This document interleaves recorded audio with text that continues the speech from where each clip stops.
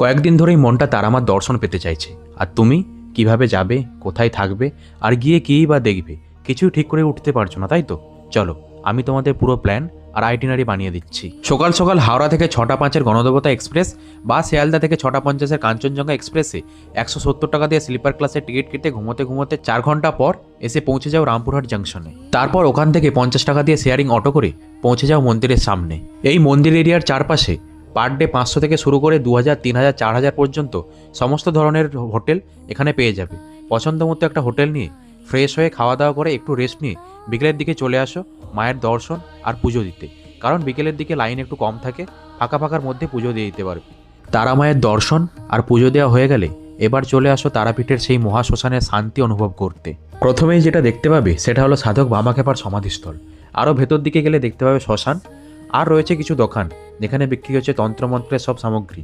এরপর সন্ধ্যের সময় আবার চলে আসো মন্দিরে। ঠিক 6টা বেজে শুরু হয় মায়ের সন্ধ্যা আরতি। হাজার হাজার মানুষ আসে মায়ের এই সন্ধ্যা আরতি দেখতে। প্রথম দিনটা এভাবেই কাটবে। দ্বিতীয় দিনটা রেখে দিও সাইট সিনিংয়ের জন্য। সাইট সিনিংয়ের মধ্যে এখানে রয়েছে ইস্কন মন্দির, নিত্যানন্দ মহাপ্রভুর জন্মস্থান, আর মহাভারত বর্ণিত সেই একচক্র গ্রাম যেখানে পঞ্চপাণ্ডব সহ মাতা কুন্তি জীবনের অনেকটা টাইম অতিবাহিত করেছিল। সেই সব না হয় পরের ভিডিওতেই দেখালাম। এখন আপাতত তারাপীঠ মন্দিরের ফুল ব্লগ উইথ অল ইনফরমেশন চ্যানেলে আপলোড করা রয়েছে, আর নিচে রিলেটেড ভিডিওতে অ্যাড করে দিলাম, চাইলে গিয়ে দেখে নিতে পারো।